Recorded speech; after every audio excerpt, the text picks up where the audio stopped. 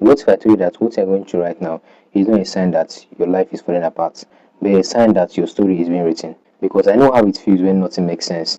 When you're trying, but it feels like nothing is working. When you're moving forward, but it feels like you're stuck in the same place emotionally. And at some point, you start seeing yourself quietly.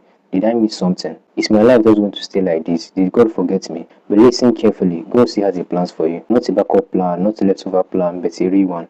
There are moments when life feels like it's going the opposite direction of what you expected. Thought you did before that, you thought some doors would have been opened by now. But instead, you still deal with things you thought would have been gone by now.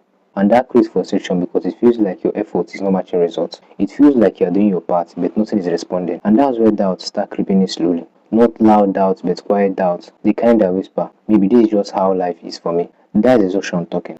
Because one of the mistakes people make is assuming that delay means denial. Just because of something hasn't happened yet doesn't mean that it's not meant for you. And just because of life feels unclear doesn't mean that there is no direction. God's plan doesn't stop because your time feels off. There are things you are trying to force open that are not ready yet. There are things you are trying to rush that are still being prepared. And there are things you almost walk away that are actually part of your future. Let's be real for a moment. If everything worked out instantly, you won't develop depth. If every answer came immediately, you won't develop patience. If every door is opened easily, you might not even recognize value when it comes.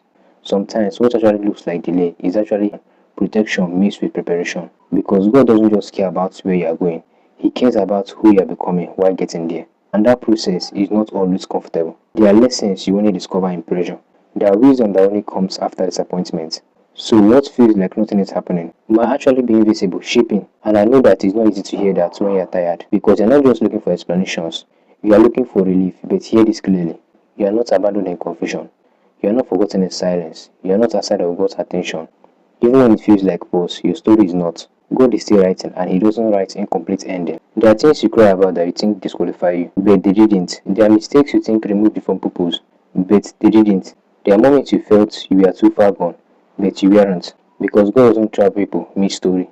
He restores, He redirects, He rebuilds. And sometimes He even uses the broken parts to create something stronger than what you originally planned. You might be trying to measure your life by what you can see right now, but God is working with bigger picture. What looks like delay to you might actually be alignment in progress.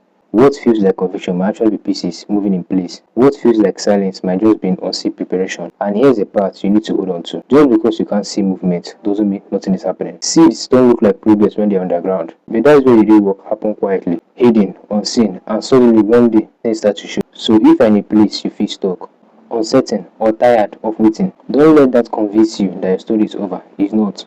God still has plans for you, not a random one, not a confused one. And even if you don't understand where you are right now, you are not outside of it.